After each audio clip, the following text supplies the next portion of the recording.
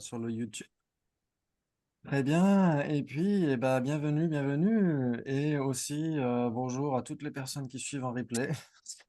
C'est une immense majorité de personnes qui suivent en replay, j'ai l'impression. Mm. Et où est-ce qu'on en était alors? Vous Bah, n'avez pas fait le doute? oui, on avait fait le doute et on a fini avec les cognitions fausses, ça veut dire on a fini les Ah oui, divisions septuples. c'est ça. Exactement, C'est ça. C'était super. On avait tout. on a fait les deux derniers, donc le doute et la cognition fausse. Ouais, c'est génial, hein. Donc, on va faire des petites révisions justement avant qu'on aille plus loin dans les divisions tripartites. Ok, donc là, c'est par rapport à connaître l'esprit, c'est la division septuple. Normalement, vous devriez voir. Ouais. J'avais une question juste Oui, par bien sûr. rapport à... alors en fait, quand tu dis par son propre pouvoir, Oui. après tu dis c'est donc un facteur mental. Est-ce que c'est systématiquement, quand on dit par son propre pouvoir, c'est équivalent d'un facteur mental? Normalement, oui, on pourrait dire ça. Parce que, en fait, Oui, c'est équivalent, oui, ok. ouais. Parce qu'en fait, ce que font les consciences principales, elles le font grâce aux facteurs mentaux. Ouais. D'accord, ok. Et là, on dit Mhm. par son propre pouvoir. Ok, c'est Vont ça indiquer que c'est un l'expression. facteur Ok, mental, exactement, ouais, tout à fait. ok, ok, ok. Mais c'est vrai que Ça, ce qu'on avait vu la dernière fois, c'est que c'est ce que dit la Rinpoche, mais dans la définition donnée par Arya Sangha dans l'Abhidharma Samuccaya, il ne dit pas par son propre pouvoir. Mhm, Ouais, mhm, c'est ce mhm. on avait donné la citation la dernière fois. On avait dit que c'était quoi? Dembanam la yinyi savate gewechonam la minjube tenje pelecheno. Ouais, il dit ça dans l'Abhidharma Samuccaya. Il dit que le doute, c'est un état d'esprit double. Il dit Ok. yi ni sawate. Ouais, yi, ça veut dire mental, donc c'est un double mental. Et donc, Mhm. ça veut dire, ça implique que c'est quand même une conscience principale. Et donc, c'est une conscience qui est double au regard des vérités, ouais, d'Embanam, là, de toutes les vérités, donc les vérités, les quatre nobles vérités, les deux vérités, etc. Et ensuite, c'est ce qui sert de support pour le non-engagement dans la vertu. Ouais, donc c'est pourquoi c'est une affliction principale. Ouais, parce que ça nous empêche Ah. de nous diriger vers la vertu. Ouais, donc ça, Mhm. c'est dans la définition. Parmi les 6 afflictions principales, on a le doute qui s'appelle en sanskrit vichikitsa, mais en tibétain, c'est toujours le même mot, c'est tetsom. Et donc, c'est pas le même doute que le doute scientifique. Ouais. Quand par exemple Aryadeva dit ceux de peu de mérite n'ont même aucun doute par rapport au bien fondé des apparences, mais ceux qui ont des mérites doutent et font trembler leur samsara à la racine. Donc dans ce cas-là, c'est un doute salutaire, c'est un doute sain, un doute scientifique. Et normalement en sanskrit, c'est pas le même mot, c'est samshaya. Mais en tibétain, ce sera toujours tetsam, le même mot. Et en français aussi d'ailleurs. Donc c'est pour ça que ça pourrait nous confondre et se dire si c'est un doute, c'est nécessairement une affliction, mais c'est pas ce que dira sa sainteté, c'est pas ce que dira la Rinpoche, etc. Ouais, ouais, ça joue. Oui, Oui, oui. oui, Très oui. bien. Mais c'est vrai que Arya Panga ne mentionne pas par son propre pouvoir, alors que dans les textes sur l'auric, en général, ils disent par son propre pouvoir pour insister, pour dire que c'est un facteur mental. Ouais. Mhm. Très Moi, bien. je Donc, connaissais pas du tout cette expression. Pour ah moi, elle n'était ouais, pas accessible, quoi, cette expression, quoi. d'accord. Ouais. Mais on le retrouve surtout pour le doute, mais dans certains autres, on pourrait dire, je crois, dans la sensation, le facteur mental de sensation, je crois qu'il y a aussi un top qui en tibétain avec par son propre pouvoir. Mais il faudrait vérifier, Mhm. mais en général, oui, c'est quand ça concerne les facteurs mentaux, exactement. Ok. Ouais. Très bien, très bien, très bien. Donc la division septuple, vous la connaissez par cœur. C'est quoi la première? La Perception connexion directe. Perception valide. directe, oui, valide à Tibet House avec Vénérable Genbandul. Pardon. Mais en général, non, pas nécessairement valide. Parce que pour Gendandul, la définition d'une perception directe, c'est juste une cognition libre de conceptualisation. Ouais. Et une perception directe valide, ce sera une cognition libre de conceptualisation et non erronée. Donc ça, c'est dans le vocabulaire utilisé par Gendandula. Mais sinon, en général, on dit perception directe. Ouais. Ok, la seconde, c'est quoi? Inférentiel. La cognition. Inférentiel. Exactement, bravo. Super. Ensuite, en 3, on a quoi? Subséquente. Oui. Oui, bravo, magnifique. Vous les connaissez par cœur, c'est super. En 4. Après la subséquente, c'est pas l'inattentif, c'est l'autre. C'est Subpossession correcte. oui, c'est ça, Subpossession Oui, c'est correcte. ça. Bravo, cognition. Ah oui, moi j'ai mis inattentive, mais on pourrait Mais mettre il me semble qu'on supposition les a correcte. intervertis l'autre fois. Ouais, c'est possible, ouais, tout à fait. J'aurais dû les remettre dans le bon sens, c'est pas grave. Et ensuite, comme vous l'avez dit, supposition correcte, bravo. Et ensuite, il y a quoi? Le doute Le doute, justement, voilà. et la Bon. fausse. Et la cognition fausse, on a les 7. Très bien. Donc, en effet, comme dit Latile Potier, quand on parle de ces 7, les divisions septuples, on ne parle pas si ce sont en général des facteurs mentaux ou des consciences principales. Ça englobe tout. Ouais, ça veut dire que si on a le facteur mental de doute, eh ben, la conscience mentale elle-même va douter. Ça va être un doute aussi. Ouais, très bien. Très bien, très bien. Et donc, ça, c'est la division septuple que vous connaissez par cœur. Maintenant, si on se posait la question, parmi celles-ci, lesquelles sont des cognitions qui sont, qu'est-ce que j'ai mis? Qui réalisent nécessairement et Ah oui, lesquelles c'était sont ça. des cognitions qui ne réalisent nécessairement pas. Les 3 premières réalisent et pas les autres. Ok. Les 3 premières. Donc, est-ce que ça veut dire que la perception directe réalise nécessairement son objet? Si elle est valide, oui. Ah, si elle est valide. Mais même chez Venera-Gandalf, même si on parle de perception directe valide, c'est pas nécessairement une cognition qui réalise son objet. Ça veut dire que ça veut dire une cognition libre de conceptualisation et non erronée. Donc ça peut être une inattentive. Ouais, une perception directe peut être inattentive. Oui. Ouais. Donc ça veut dire qu'elle ne réalise pas nécessairement son objet.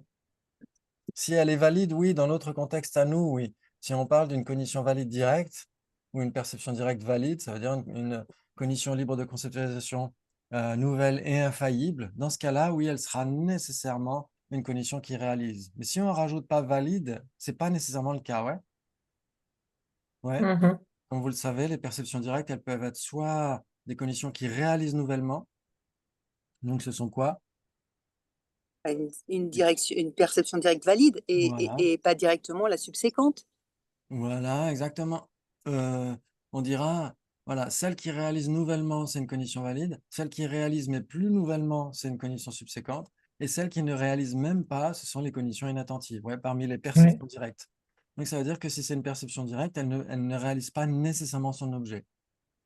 Ouais, elle peut être inattentive. Ouais, ça D'accord. joue. Oui. Donc on peut pas mettre la directe, ouais. Mais est-ce qu'on peut mettre la cognition inférentielle parmi celles qui réalisent nécessairement? Oui, l'inférentiel peut réaliser son objet, oui, bien sûr. Peut, Si elle a peut les 3 modes, réaliser, peut réaliser ou doit réaliser? bah, si elle a les 3 modes, elle réalise. Si Oui, elle, voilà. Sinon, exactement. mm, mm. Ouais, ouais, ça joue. Si on fait une déduction logique et que cette logique est logique, elle est correcte, elle est valide, normalement, on doit réaliser son objet. Ouais, ouais, ça joue. Donc la cognition inférentielle, oui, doit réaliser son objet. Ouais, qu'elle soit valide ou subséquente. Ouais, très Mhm. bien. Je vous enverrai les diapos après, hein. Ensuite, est-ce que la cognition subséquente réalise nécessairement son objet? Oui, Oui, parce que c'est quoi la définition d'une cognition subséquente? bah, c'est le deuxième moment d'une perception directe valide. C'est-à-dire qu'il faut qu'il y ait le premier moment, il soit valide pour qu'il y ait une subséquente. Oui, très Il faut que bien. le premier moment réalise son objet Oui. pour que le deuxième moment, et le deuxième moment sera... ça dépend en fait des maîtres, si j'ai bien compris. C'est un peu compliqué entre Ah tout le bon? monde. Oui, je crois qu'il Ah bon? me semble. Mais bon. Ok. Ouais, Non. normalement, ils sont à peu près tous d'accord pour donner la Ah définition bon, d'une cognition subséquente. C'est quoi? C'est une cognition qui réalise ce qui a déjà été déjà été réalisé. réalisé. Ouais. Ouais. Ok, Et donc, là, ils sont à peu près tous d'accord pour dire qu'elle doit réaliser son objet, ouais. Qu'elle ok, soit ok. directe ou Ouais, conceptuelle. c'est Ouais, dans la définition, quoi, pour exactement, moi. tout à fait.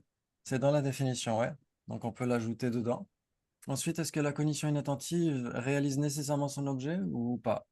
Non, elle est en Non, accord avec la réalité, mais elle ne réalise pas son objet. exactement. Et la supposition correcte? C'est un coup de bol. Donc elle ne réalise pas. Donc, elle réalise pas, c'est un coup de bol, exactement. Et le doute? Le doute, non, Le doute non plus. Et la cognition fausse? encore moins. Encore moins. Donc, en effet, l'inattentive, c'est une cognition qui ne réalise pas. La supposition correcte ne réalise pas. Le doute ne réalise pas. Et la cognition fausse ne réalise pas. Mais la perception directe peut réaliser si elle est valide ou si elle est subséquente. Et peut ne pas réaliser si elle est inattentive. Ouais, c'est pour ça elle a aucune couleur. Ouais, ça joue. Mhm. Mm. Oui. Ok, magnifique. Très bien. Maintenant, les conditions qui peuvent être valides et les conditions qui ne peuvent pas être valides. Est-ce que la perception directe peut être valide? Bah oui, Oui, elle peut l'être, ouais, si elle réalise nouvellement. Très bien. Est-ce que la condition inférentielle peut être valide? Oui. heureusement oui. Oui, exactement. Très bien. Et ensuite, est-ce que la condition subséquente peut être valide? Bah oui, si le premier moment est valide, oui. Mm. Ok, Ou alors c'est peut-être là qu'il y a une différence, je sais plus. oui. Oui, ça veut dire que normalement, pour les prasangika, une condition Voilà, subséquente, c'est aussi une condition valide. Mais chez les voilà, sautrantika, c'est ça. chez les non-prasangika, on dirait, en général, chez les bouddhistes non-prasangika, on dira une condition subséquente, elle réalise, oui, mais plus nouvellement. Et donc, est-ce que ça peut être une condition valide? Bah, normalement, une condition non, parce que c'est nouvellement, donc c'est pour ça que c'est difficile, c'est que Oui. Si on reste chez les sautrantika, en général, c'est plutôt facile. Ouais, si on mélange une école avec une autre, alors, enfin, si on mmh, compare une école avec une autre, là, dans ce cas-là, ça pourrait être plus compliqué. Mais en effet, les prasangika, pourquoi? Parce que pour eux, quand on dit pramana, ouais, la condition valide en sanskrit, pra, ça veut dire pradhana, ça veut dire principal. Ça veut pas dire prathama, ça veut pas dire premier. Donc, c'est pourquoi pour les prasangika, la définition d'une condition valide, c'est une condition qui est infaillible au regard de son objet principal. Et donc, ils disent pas qu'elle est nouvelle. Donc, c'est pourquoi même les moments subséquents restent des conditions valides parce qu'elles réalisent leurs objets principaux. Ouais. mmh. Mm. Mais pour les Sautrantika, c'est toujours nouvelle et infaillible. Ouais. Ouais. Mm. Ok. Alors, c'est vrai que pour revenir à la question de valide tout à l'heure, quand on dit par son propre pouvoir, est-ce que ça renvoie nécessairement à un facteur mental? Pas nécessairement dans la définition de Kedubje. Ouais, parce que euh, quand on dit dans la définition de Kedubje d'une condition valide, c'est Ranwandu. Ouais, Rangiyon Shewet Sheja la Lua Meveshepa. Ouais, une condition qui est infaillible au regard de l'objet qu'elle aura parfaitement déterminé par son propre pouvoir. Dans ce cas-là, ça peut renvoyer aussi bien à un facteur mental qu'à une conscience principale. Ah Ouais, oui. parce qu'une cognition valide, en général, ça renvoie c'est très large. Ouais, ça peut renvoyer aussi bien à la conscience Mhm. principale qu'aux facteurs mentaux. Ok, Et très bien. par son Oui. propre pouvoir, c'est pas aussi lié à la faculté? Alors, oui, dans la condition dominante, la condition dominante non commune, elle est définie comme étant une cause principale et ce qui produit directement et principalement la conscience correspondante par son propre pouvoir, Ranwandu aussi, ouais, en tibétain. Mais c'est vrai que Ranwandu, on pourrait le traduire autrement, on pourrait dire c'est ce qui donne du pouvoir à la conscience correspondante. Ouais. C'est comme en anglais quand on dit empowering ou empowerment, ouais, une initiation ou une transmission de pouvoir. Eh ben, c'est ce qui permet à la conscience, c'est ce qui autorise ou ce qui donne à la conscience le pouvoir d'appréhender son objet. Ouais, donc Ranwandu, ça peut, en général, on le traduit comme étant s'appliquant à la cause elle-même, mais ça pourrait s'appliquer à la conscience qui est produite par cette condition dominante. Ça dépend, il faudrait vérifier, faudrait creuser le sujet, il faudrait que je pose des questions à mes enseignants pour voir ce qu'ils en pensent. Ouais. Si Ranwandu, dans la condition dominante, ça s'applique nécessairement à la cause, donc à la condition elle-même, ou est-ce que ça s'applique aussi à la conscience, ouais, à laquelle elle transmet du pouvoir, elle l'autorise à appréhender son objet. Ouais, il faudrait vérifier. Ok, très bien, très bien. Bravo, bravo. Donc, est-ce que la condition subséquente peut être valide ou pas Bah oui. chez les Sautrantika? Ah, chez les Oui. Sotrantika, bah non, ça n'est pas valide Non. chez les Sotrantika, c'est Et les non. Prasangika qu'elle est valide alors. Voilà, Mm. exactement, bravo. Est-ce que Mm. la cognition inattentive peut être valide? Non, elle ne réalise pas son objet. Voilà, exactement, Mm. bravo. Chez les Gelugpa, ouais, chez les Sakapa, il pourrait y avoir d'autres points de vue. Ensuite, supposition correcte, est-ce qu'elle peut être valide? Non, parce que Non, non. exactement. Donc, en effet, toutes celles-ci ne sont pas valides, ne peuvent pas être valides. Il n'y a que les deux premières qui peuvent l'être. Ouais, c'est Mhm. plutôt facile ça. Ouais, Mhm. ok. Très bien. Ensuite, les conditions qui sont nécessairement valides. C'est pas celles qui peuvent être valides, c'est celles qui sont nécessairement valides. Bah, la perception directe valide. Oui, si on rajoutait valide, tout à fait. Oui. Et la condition inférentielle? Et la condition inférentielle, elle peut être valide. Mais elle est. Chez Yongzin pour Bootchok, elle l'est nécessairement. Mhm. Ouais, c'est ce qu'on étudie en général le vendredi soir. On étudie surtout les définitions données par Yongzin pour Bootchok, alors qu'ici, on étudie celles qui sont données par Geshe Jampel Sampel. Donc, en effet, la condition inférentielle, celle qui est proposée par Yongzin pour Bootchok, il dira littéralement, si c'est une condition inférentielle, c'est nécessairement une condition inférentielle valide. Ouais. Mais pour les autres manuels, pas nécessairement. Ouais, ça veut dire qu'il y a des conditions inférentielles subséquentes. Ouais. Et donc, s'il y Mhm. a des conditions inférentielles valides et des conditions inférentielles subséquentes, est-ce que la condition inférentielle est nécessairement valide? Bah, normalement non, puisque valide c'est premier. Si on est Sotrantica, c'est le premier moment, donc les subséquentes c'est le deuxième moment, donc Oui, c'est plus possible. Bah exactement. oui. Donc, elles ne Bah sont oui. pas nécessairement valides. Elles peuvent être valides, ouais. OK. Et Mhm. donc, ça veut dire parmi toutes celles-ci, lesquelles sont nécessairement valides? Bah, la directe valide et l'inférentielle valide. Voilà. Mais si, si ce n'est pas mentionné valide, Bah oui, j'essaye Aucune. de biaiser, que ça me prend. si on avait écrit perception directe valide et condition inférentielle valide, oui. Donc, Mais là, dans ce cas-là, aucune oui, condition est nécessairement valide. C'est ça qui est intéressant, en exactement. fait. Voilà. L'idée est Ouais, super intéressante, hein. oui, Ah, dans l'absolu, non, mais de me dire tout ce que je passe dans ma tête ou tout ce que je vois ou je sais pas quoi n'est pas forcément valide. Sinon, mais je veux dire, dans exactement. la vie quotidienne, c'est intéressant comme concept. Ouais, tout à fait. Ouais, ça permet de se dire, bah, Mentalement, il faut se les faire, quoi. ouais, faut être prudent par rapport à ce qu'on voit et par rapport à ce qu'on pense. Ouais, ouais, ouais, ouais, Mais ouais, je- malgré tout, ce qu'il faut essayer de voir, c'est que la condition inférentielle, même si elle n'est pas nécessairement valide, elle est nécessairement infaillible. Ouais, comme on a dit tout à l'heure, elle réalise nécessairement son objet. Donc Mm, là, par contre, on peut se dire, ah, malgré tout, même si c'est pas valide, ça peut quand même réaliser son objet. mm, Si ça s'appuie sur une raison valide, qui est les trois mondes, mm, etc., dans ce cas-là, ça joue, ouais. Mais en effet, c'est mm. intéressant de se dire, ah, bah ouais, c'est pas nécessairement des conditions valides qu'on a au quotidien. Ouais. Ouais, bah oui. Ok, donc là, aucune d'elles, si on marque pas valide, perception directe valide et condition inférentielle valide, dans ce cas-là, en effet, aucune n'est nécessairement valide. Mm. Bravo! Ensuite, les conditions nécessairement erronées et les conditions nécessairement pas erronées. C'est quoi la définition d'une condition erronée? Il se trompe par rapport par rapport à l'objet apparent. Oui, une condition qui se trompe à l'égard de son objet apparent. Très bien. Et donc, est-ce que la perception directe est nécessairement erronée? Non, Non. Est-ce que la condition inférentielle est nécessairement erronée? oui. Oui, parce que... Bah, Mm. parce que c'est un mélange de sens et de son, en fait. C'est pas l'objet réel Ouais. qu'elle a, enfin, qu'elle appréhende. Enfin, non, pas qu'elle appréhende, qui lui apparaît. Oui, exactement. Ouais, son objet apparent n'est pas son objet d'engagement. Mm, mm, Très Mm, bien, la condition inférentielle est nécessairement erronée parce qu'elle est conceptuelle, ouais. Ouais. mm. mm. Ensuite, est-ce que la condition subséquente est nécessairement erronée? Eh ben, ça dépend si c'est une subséquente d'une directe ou d'une inférentielle. Exactement, il y a des conditions subséquentes conceptuelles. Mhm. Ouais. Et donc, celles-ci sont erronées. Mais en général, est-ce qu'une condition subséquente est nécessairement erronée? Mais normalement, non, puisqu'elle va réaliser. Donc, au départ, c'est bon.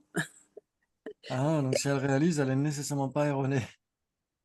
Ah bah si, elle peut être erronée, elle peut se tromper, mais après, l'appréhension peut être bonne. Donc, Oui, oui, oui, je me suis trompée. Je sais pas. ouais. Ouais, parce que si on dit il y a des conditions subséquentes directes et des conditions subséquentes conceptuelles, Bah, est-ce qu'on dit... elle sera erronée par rapport à une conceptuelle parce que l'objet apparent et l'objet d'appréhension, c'est pas le même. Alors Ouais, que pour la directe, c'est le même. Donc, ouais, ce sera pas erroné. exactement. Donc ça veut dire qu'une condition subséquente n'est pas nécessairement erronée. Elle peut l'être. Mm, mm. Mm. Ouais, c'est ça que ça veut dire. Ouais, très bien. Et ensuite, est-ce qu'une condition inattentive est nécessairement erronée?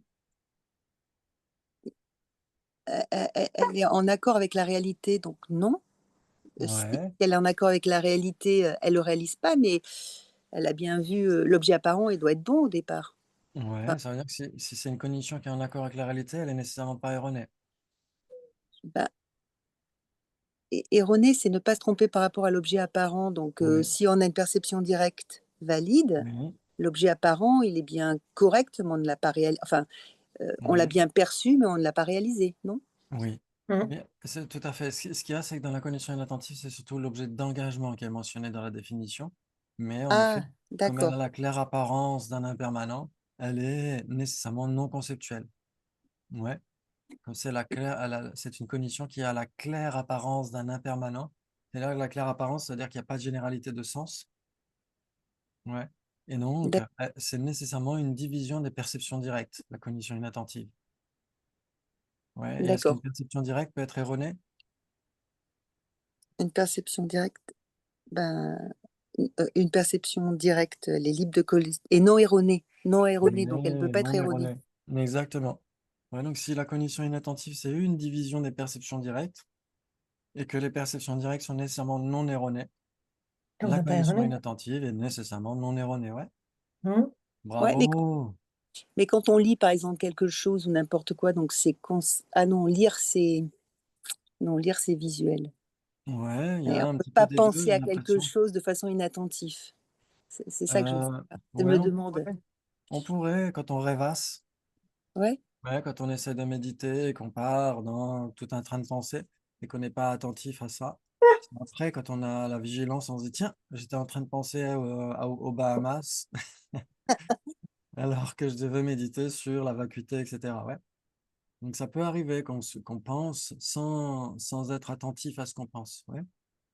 Mais des fois, Mhm. c'est intéressant de se dire, OK, au début, je pensais à, je sais pas moi, je pensais à ma tasse, puis après, on est arrivé aux Bahamas. Qu'est-ce qui fait qu'on est arrivé, tu vois, de faire un petit peu le passage en revue d'une pensée qui engendre une autre pensée, qui engendre une autre pensée, jusqu'à la dernière pensée à laquelle on est devenu attentif, en fait. Se dire, mais tiens, d'où est-ce que c'est venu? Ça peut être intéressant de faire cet Tout à exercice. fait.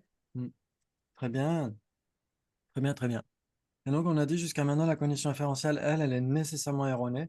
Ensuite, on a dit subséquente, pas nécessairement. Directe, nécessairement pas. Inattentive, nécessairement pas. Supposition correcte, est-ce qu'elle est nécessairement erronée? non, parce que des fois on tombe juste.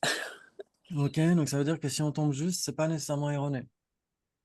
Ben, on se trompe pas par rapport à l'objet apparent. Si on prend l'histoire de la montre, quand tu dis 4 heures et que tu tombes, il est 4 heures. Là, elle est en accord Oui, avec la réalité. C'est un coup de bol, mais sur oui, l'instant, elle est en accord avec la réalité. oui, Mais, enfin, je sais pas. Après, oui. l'instant d'après, elle sera erronée. Oui. Alors c'est vrai que dans la définition d'une supposition correcte, c'est pas tellement clair que c'est nécessairement une conscience conceptuelle, mais il y a à un moment donné marqué au regard de la détermination de son objet, au regard de l'adhésion à son objet. Dans ce cas-là, ça veut dire d'une certaine manière, Shenrik, ouais, Shenpa en tibétain, ça veut dire une cognition conceptuelle. Ouais. Donc ça veut dire qu'une supposition correcte, ça veut dire bah je pense qu'il est 4 heures. Donc, elle est erronée. Ouais, exactement. Elle est nécessairement conceptuelle. Ouais. On Mhm. suppose conceptuellement. On dit, tiens, je pense que je suis impermanent. Je pense que vous êtes vide d'existence inhérente, etc. Ouais, j'en suis pas très sûr, mais je le pense. Et donc, la conscience est en accord avec la réalité, mais elle est conceptuelle. Ouais, très Mhm. bien. Donc, elle est nécessairement erronée. Bravo. Supposition correcte, on peut la mettre dedans. Ensuite, le doute.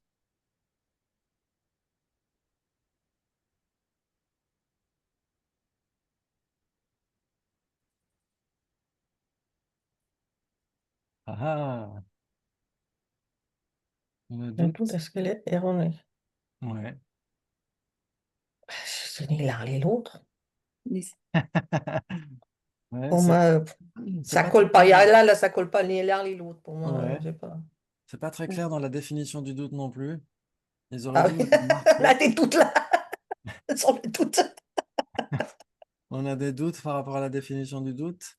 Mais en effet, c'est pas explicite non plus dans la définition du doute. Ils auraient dû rajouter quand même que c'est une cognition conceptuelle, non? Ah, parce que c'est conceptuel, on dit que c'est Ouais. erroné. Ok, on peut le faire comme ça. Oui, oui, c'est oui. Ça Ouais. me fait. C'est pour Ouais, ça, moi, ça me va. le doute, c'est, tiens, je pense que je suis impermanent, mais j'en suis pas sûr. Peut-être que je suis permanent ou impermanent, mais je le tends plus vers impermanent. Ouais, donc c'est conceptuel. Le doute est conceptuel. Ouais, ok, donc si c'est Ouais. conceptuel, c'est erroné. Ok, je Donc, t'es comprends. nécessairement erroné, bravo, excellent. Et ensuite, la cognition fausse? Bah, erroné. Ah Bah, oui. pas forcément. Ah, Si, pas forcément. si l'objet d'apparent est juste, mais que l'objet. Ah, mais non, tu peux pas avoir. Si l'objet apparent est juste, ça peut être donc une directe. Donc, l'objet apparent et objet appréhension, c'est pareil. Donc, ça peut pas être Oui, faux. Et oui, l'objet, si c'est conceptuel, bah, l'objet apparent est erroné et l'objet d'appréhension peut être erroné. Et donc, c'est faux, là. Non? oui, Donc, exactement. ça peut être Donc, erroné ça peut quand c'est être, c'est conceptuel. nécessairement. C'est nécessairement C'est pas erroné. nécessaire. Ah, ouais. Pour moi, Ça c'est veut dire que nécessairement erroné. on a des cognitions fausses qui sont conceptuelles. Ouais, par exemple, l'ignorance, etc. Et on a l'ignorance qui saisit un soi. Et on Ah, a les cognitions fausses non conceptuelles. Ouais. Et ah ouais, pour les cognitions fausses non conceptuelles, l'objet apparent et l'objet d'engagement, normalement, sont similaires. Ouais. Ouais. d'accord. Et donc, Bah, normalement, l'objet apparent, si c'est non conceptuel, il faut se tromper. C'est comme l'histoire de la corde et du serpent. C'est là où c'est voilà. une cognition fausse. Mais comme c'est une perception, c'est toujours le même problème. C'est une perception directe. Oui, Ah, c'est une perception libre directe. de C'est bon, erroné. conceptualisation. Mais elle est libre de conceptualisation, mais elle est erronée là. Et donc, Oui, comme elle est exactement. erronée, elle sera fausse. Voilà, exactement. C'est tout à fait ça. Il y a Vali qui a perdu son Wi-Fi. Ouais, tout à l'heure c'était moi, maintenant c'est elle. Bientôt tu vas retrouver tout seul. Très bien. Donc, en effet, oui, Vali est revenu.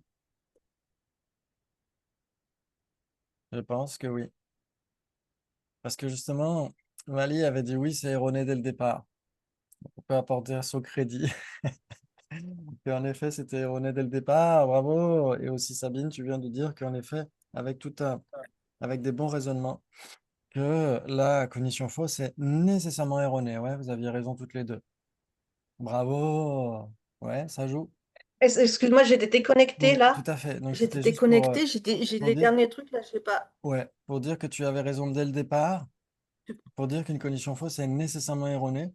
Et ensuite, dans les raisonnements donnés par Sabine, en effet, on a pu démontrer que c'est le cas. Si c'est une cognition fausse conceptuelle, de toute façon, elle est erronée parce qu'elle est conceptuelle. Oui, Et si c'est une cognition fausse non conceptuelle, vu que l'objet apparent et l'objet d'engagement sont similaires, si elle se trompe sur l'un, elle se trompe nécessairement sur l'autre. Ouais.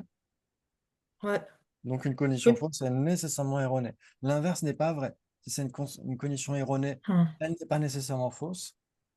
Ouais, par exemple, une cognition inférentielle n'est nécessairement pas fausse et pourtant elle est erronée. Mais si c'est une cognition fausse, parce que qui Hmm. peut pire, peut le moins pire. Ouais. Ouais, ouais, ouais. Si c'est une cognition fausse, c'est le pire. Et donc, elle est nécessairement erronée. Ouais. Qu'elle Ouais, soit ouais, ouais, ouais. conceptuelle ou pas. Oui, parce qu'on avait déjà fait un débat et puis il y avait trois possibilités, c'est pour ça. Oui, tout à fait. Bah, il Exactement. y a certes, il y a déjà deux, je sais plus, il y a longtemps, mais je me souviens de ça en fait. Oui. Il y a trois possibilités entre cognition fausse et cognition erronée. Ouais, c'est quoi l'implication? Si c'est une cognition fausse, c'est obligatoirement une cognition erronée. Oui, exactement. Mais si c'est une cognition erronée, Ce n'est c'est pas pas nécessairement nécessairement une une cognition fausse. cognition Ouais. fausse. Problème de Wi-Fi dans l'est de la France. Ok. Eh ben, c'est tout à fait ça. Bravo. Ensuite, qu'est-ce que je voulais mettre?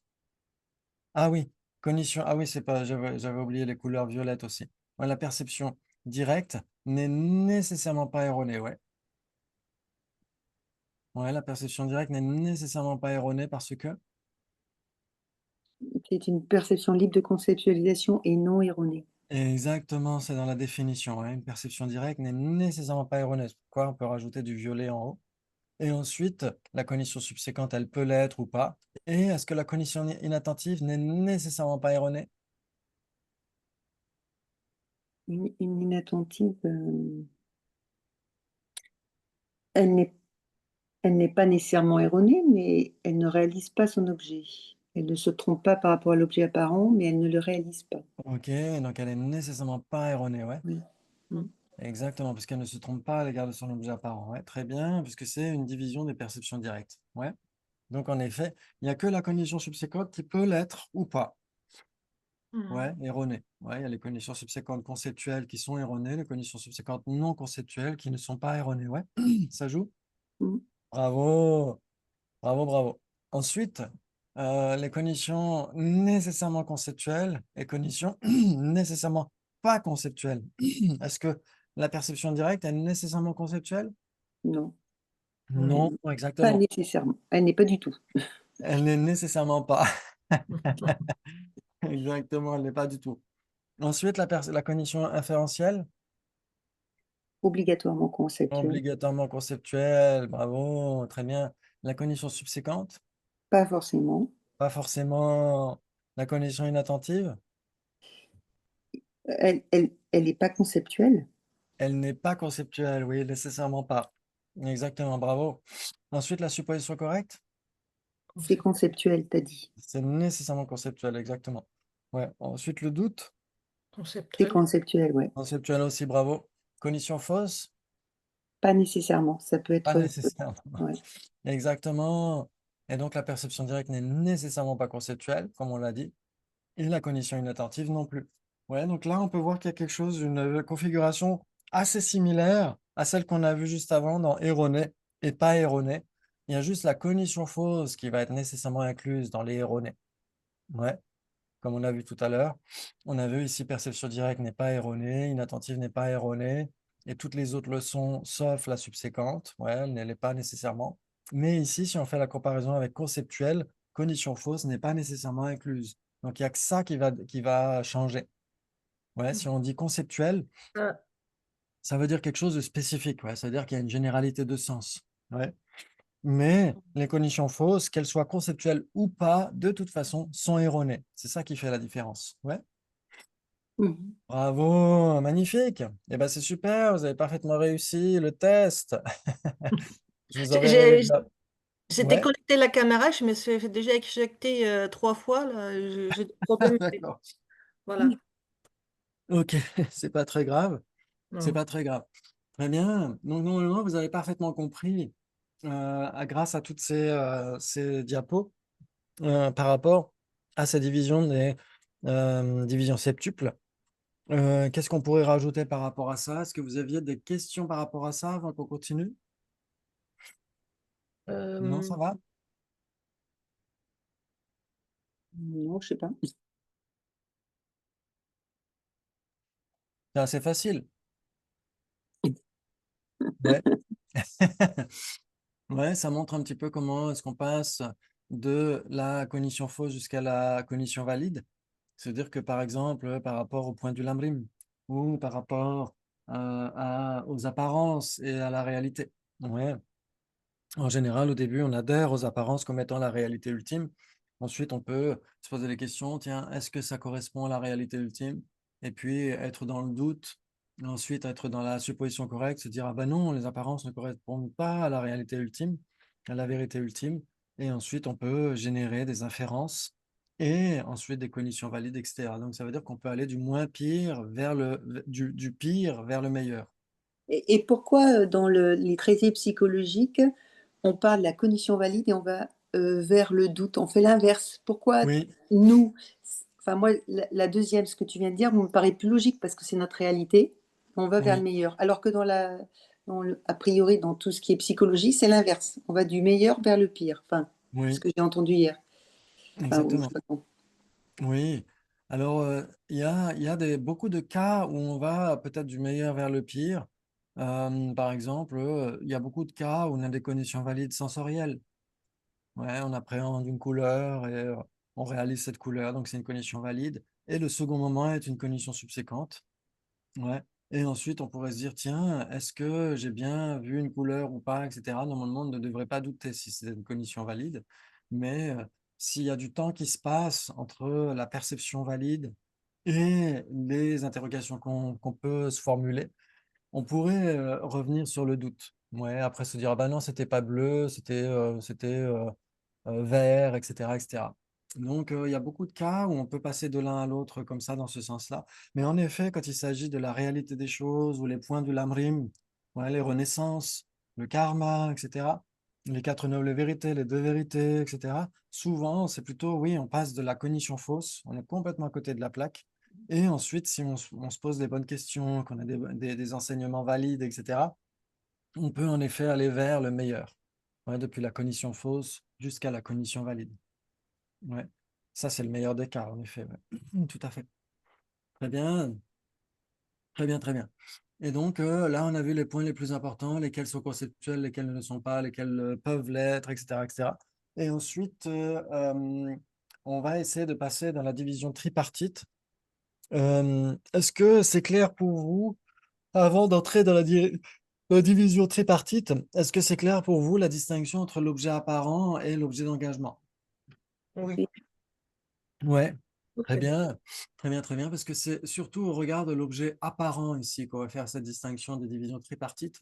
J'avais des diapos par rapport à ça d'ailleurs. Je vais essayer de les retrouver. Comme ça, on peut essayer de reparler de ça avant d'entrer dans le bouquin. Ok.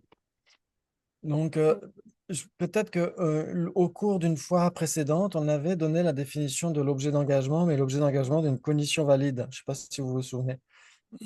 Hmm. C'était le bateau. Oui, exactement. C'était le mignon avec le bateau, qui voit le bateau, qui voit, qui imagine les bateaux, qui... Voilà, c'est ça. Oui, exactement. Ouais, on avait dit l'objet d'engagement d'une condition valide, c'est ce qui demeure tel qu'il est explicitement réalisé par cette condition valide. Ouais, on avait dit à peu près que c'était cette définition-là. L'oric, les divisions, voilà, je crois que j'avais ça. Et normalement, comme ça, on peut voir, avant d'entrer dans le chapitre qui suit, voir ces divisions tripartites. Je dois les avoir quelque part. Oui, super.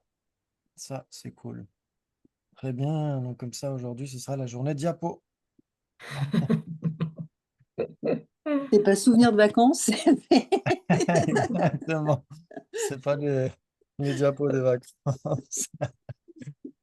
Oh, ce serait extrêmement décevant si je devais vous montrer les diapos de mes vacances. Ce serait vélo, transat, transat vélo.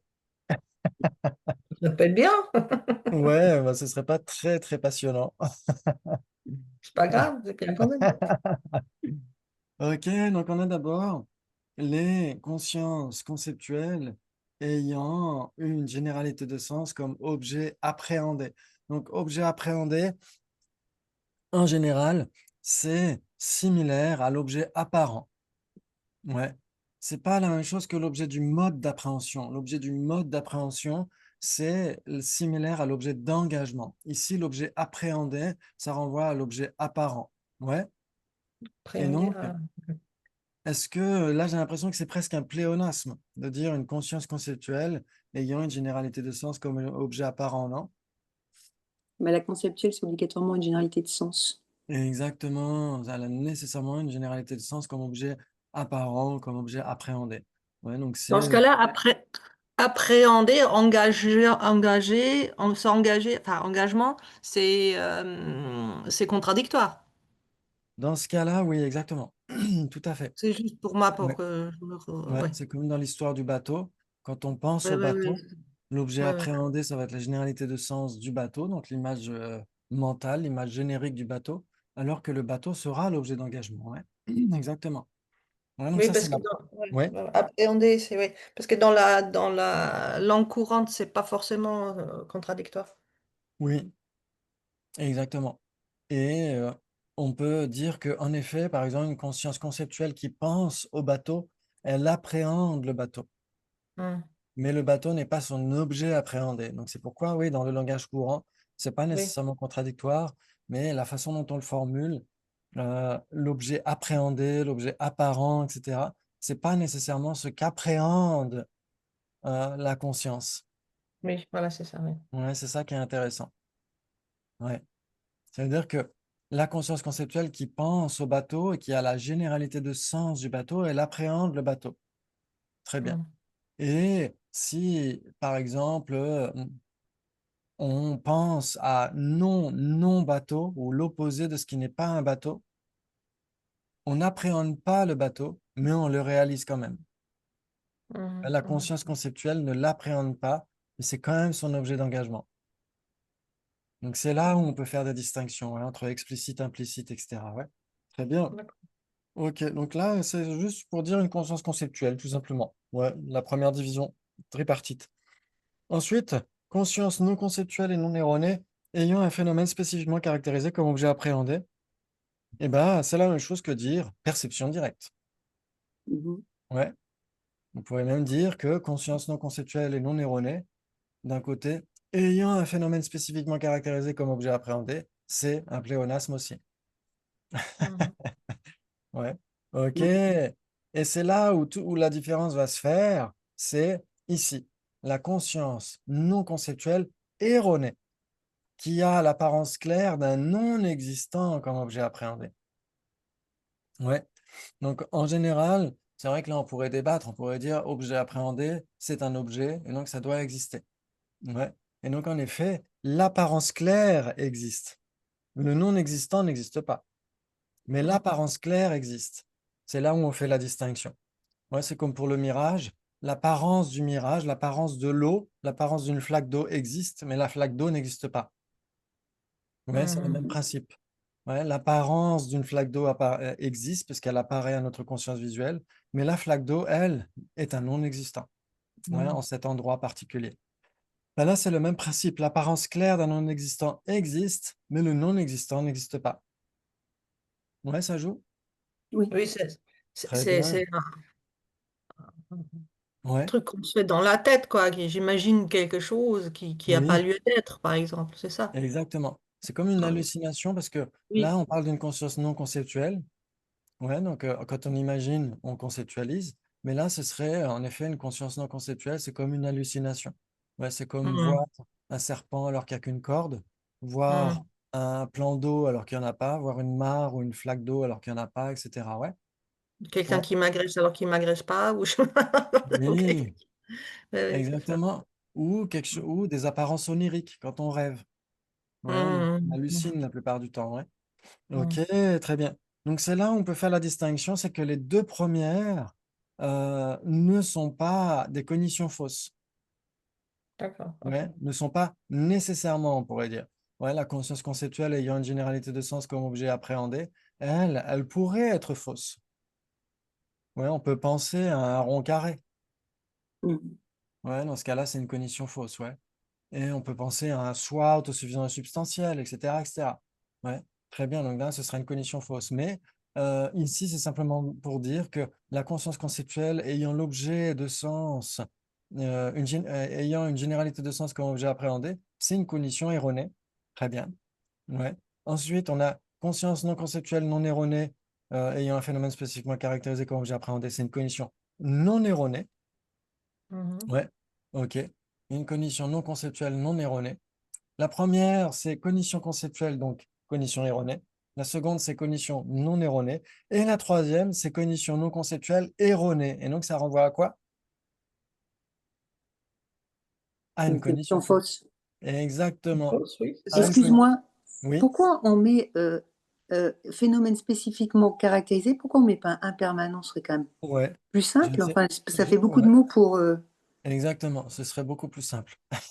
Oui, non, mais Ah, pourquoi? je suis Il y a bien une d'accord. raison quand même. Pourquoi les définitions sont quand même très complexes des fois, je trouve. Ouais. Peut-être pour insister sur le fait que la définition d'un phénomène spécifiquement caractérisé, c'est un phénomène qui n'est pas simplement imputé par une conscience, par un terme ou une conscience conceptuelle. C'est pour insister là-dessus. Ouais, c'est pour dire que c'est un phénomène qui existe de son propre côté. Peut-être c'est pour dire ça. Mais en effet, on aurait pu mettre impermanent, ça revient exactement à la même chose, c'est équivalent, oui, tout à fait. Ouais. On aurait pu mettre vérité ultime pour les sauts Atlantica. Mhm. Ouais, Mhm. Mm. exactement. Donc c'est vrai que là, ça complique un peu les choses. Alors que si on pense vraiment, OK, une conscience non conceptuelle non erronée ayant un impermanent comme objet appréhendé, ça suffirait largement. Ouais. Et là, je pense que c'est pour insister sur l'aspect que ça existe de son propre côté, sans être simplement imputé, etc. Donc la première est nécessairement erronée, la seconde est nécessairement non erronée, et la troisième est non conceptuelle, erronée. Et C'est pour, fausse. c'est pour ça qu'on a une division tripartite. Ouais, c'est au regard de l'objet appréhendé. L'objet appréhendé, dans le dernier cas, c'est l'apparence claire d'un non-existant. Donc, est-ce que c'est nécessairement une cognition fausse? La troisième? Ouais, Ah bah oui, elle est fausse. Oui, fausse. elle est nécessairement fausse. Oui, oui. Bah oui, moi Ouais, je dirais aussi, oui. Si tu te trompes ok. par rapport à l'objet apparent, tu te trompes quand c'est non conceptuel obligatoirement par rapport à l'objet d'appréhension, puisque c'est le même. Ouais, exactement. Et donc là, on verra dans les fois prochaines, on verra grâce à la Rinpoche que ce dernier cas n'est pas nécessairement considéré dans tous les cas comme étant une cognition fausse. Ah, Ouais, par exemple, il y a des débats là-dessus. Il y en a qui vont dire, par exemple, si on médite sur un élément, ouais, dans la tradition du Theravada et dans le Mahayana aussi, on a ces types de méditation où on essaie de voir tout comme étant de l'eau. ouais. Ou les cadavres, oui. Oui, exactement. Ou de D'accord, ok. tout voir comme étant la terre entière recouverte de cadavres, ouais, pour développer la Hmm. méditation sur le, comment dire, l'aspect repoussant du corps humain, pour éviter d'être dans l'obsession par rapport au corps humain, pour développer une forme de renoncement. On essaie de visualiser, on visualise d'abord un cadavre, etc., puis ensuite on visualise la terre tout entière recouverte de cadavres. Et au bout d'un moment, c'est plus une visualisation. Au bout d'un moment, ça apparaît spontanément.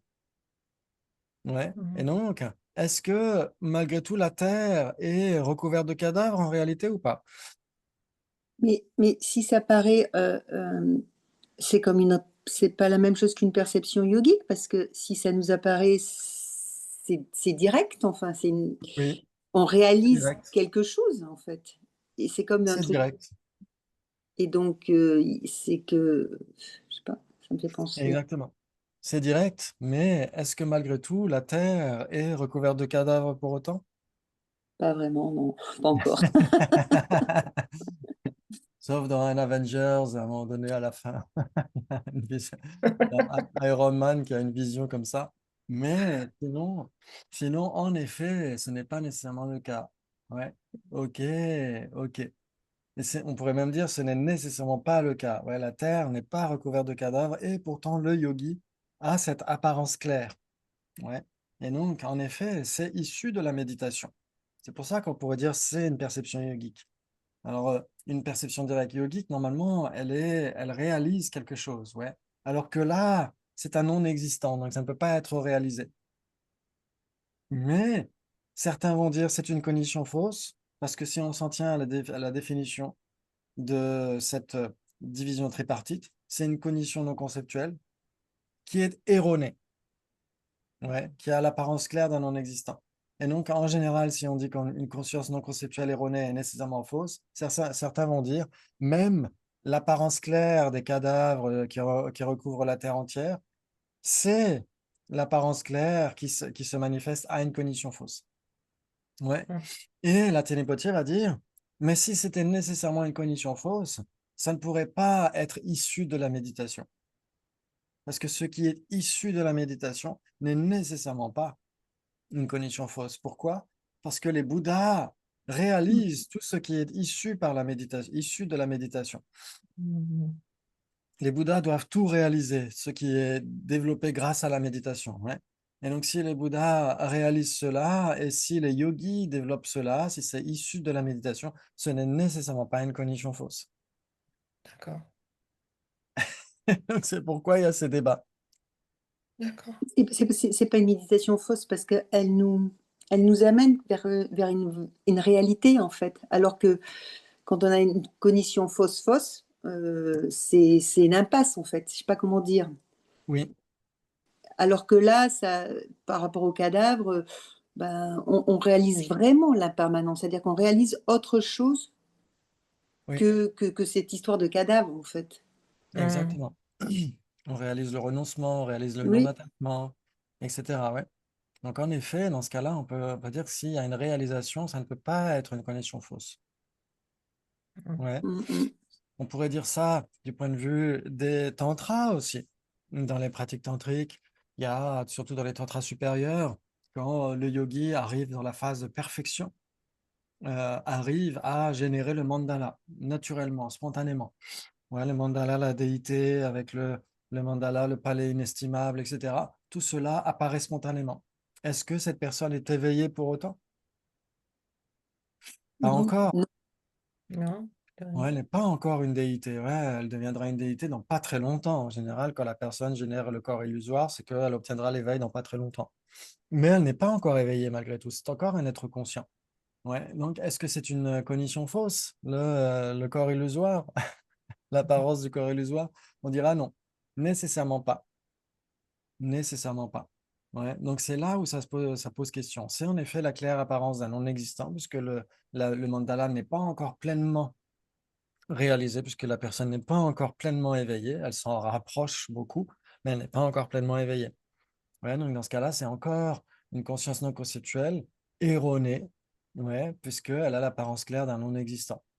Donc, c'est là où on pourrait rajouter une division quadripartite en disant c'est une conscience non conceptuelle ayant l'apparence claire d'un non-existant qui, malgré tout, n'est pas erronée. Oui, Moi, je rajouterais ça. oui, Là, ce sera. pardon. Là, les divisions tripartites, c'est par rapport à l'objet. La Oui, septuple, c'était par rapport aux consciences de l'individu, du sujet, non? oui, exactement. Mais là Alors, aussi, on pourrait alors, dire, hein, parce que il parle oui, toujours d'une conscience, ouais. oui, mais on focalise sur l'objet quand même. Comment Oui, on l'a. exactement. Mais Mm. pourquoi il y a il y a autant de divisions en fait? C'est quel est l'intérêt d'avoir des éclairages différents? Enfin, je sais pas comment dire. Ouais. Ça permet de mieux cerner les choses. C'est ce qu'on dira en général. Il y a une corrélation assez facile à faire dans le Mahayana par rapport au véhicule fondamental. C'est que du point de vue prasangika, non seulement les arhats, mais aussi les bodhisattvas, etc., doivent réaliser la vacuité. Ouais. Pour le prasangika, tout le monde doit réaliser la vacuité de la personne, des agrégats, etc. Mais Qu'est-ce que oui, qu'est-ce que tu as dit? Recommence le premier au niveau du Hinayana, ouais, les les arhats véhicules. doivent les- réaliser. Mais ça, c'est pour le Mahayana, parce que ceux qui sont vraiment dans l'Hinayana, il me semblait qu'ils disparaissaient. Oui. Non? Alors, euh, ça, ça dépend des écoles. Ça, normalement, on devrait l'étudier le vendredi soir, une fois qu'on aura terminé la logique. Ouais, quand on aura fini Ok, la logique, on étudiera les écoles philosophiques. Et ok, donc, on ok. verra en effet qu'il y a des différences par rapport à ça. Mais si on prend le point de vue Prasangika, qui est une école mahayaniste, en effet, tout le monde doit réaliser la vacuité. Ouais, Ok. pour obtenir l'état d'Arhat, pour obtenir l'état de Bouddha. Mais s'il n'y avait aucune différence à ce moment-là, pourquoi est-ce que les Arhats ne sont pas des bodhisattvas, etc. On pourrait dire oui, il y a Bodhicitta qui fait la distinction. Mais les Prasangika diront que les mahayanistes aussi doivent cerner la vacuité au travers de nombreuses inférences, de très nombreux raisonnements. Ouais, Mm. ils doivent avoir une conscience qui est d'autant plus aiguisée parce qu'ils doivent certifier la vacuité avec beaucoup plus de raisonnement. Et là, j'ai l'impression que c'est le cas. C'est-à-dire qu'on essaye de cerner les différentes possibilités de la conscience, de la cognition, au travers de différents prismes. Ouais, c'est D'accord. pourquoi on a la Mm. division septuple, division tripartite, et il y a aussi, ce qu'on verra par la suite qui est plus facile, les divisions bipartites. Ouais. Mm. Très bien. Ok, très bien. Donc, en effet, c'est là où, en effet, on peut se dire, c'est surtout du point de vue de l'objet appréhendé. Ouais, est-ce que l'objet Ah, appréhendé est un phénomène permanent dans le premier cas? Est-ce que l'objet... oui, oui, ce qu'a dit Sabine, je trouve que c'est vraiment pertinent parce qu'elle a dit une fois que c'était donc l'objet, donc le sujet, et puis la septuple, c'est plutôt l'objet, enfin le sujet, l'objet, c'est-à-dire la, la, enfin, pour moi, c'est en fait l'idée revient de là, quoi. Oui, En fait, oui, oui, c'est il y a une personne qui appréhende quelque chose. Donc la personne, donc c'est septuple, et la chose qu'elle appréhende, donc c'est la tripartite. Donc, oui, pour moi, il y a en fait, pour moi, les deux font binaire, quoi. oui. Oui, je Je sais pense pas. que on peut inclure la division tripartite dans la division septuple. Hmm. Ah oui, ok. Ouais, parce que en effet, quand on parle le premier, c'est les consciences conceptuelles. Et donc, comme on l'a dit, dans les divisions septuples, lesquelles sont nécessairement conceptuelles, l'inférence, la supposition correcte, le doute, et c'est tout. Ouais. La cognition inférentielle, la supposition correcte et le doute sont nécessairement conceptuels, ouais. La subséquence peut l'être et la cognition fausse peut l'être aussi, ouais. Très bien. Et donc, ça veut dire que la première des divisions tripartites, eh ben, c'est l'inférence, le doute et la supposition correcte. Ouais. Ensuite, la seconde division tripartite, c'est les perceptions directes qui sont nécessairement non erronées. Et donc, dans ce cas-là, c'est la première. Ouais, la première, la perception directe. Et puis l'inattentive. Ouais, très bien. Et ça peut impliquer aussi certaines cognitions subséquentes. Et enfin, quand on parle de la troisième division tripartite, les cognitions non conceptuelles erronées, eh ben, ça va renvoyer à la cognition fausse. Donc c'est pourquoi on peut diviser on peut utiliser les tripartites et les inclure dans les bipartites, dans les septuples. Mm.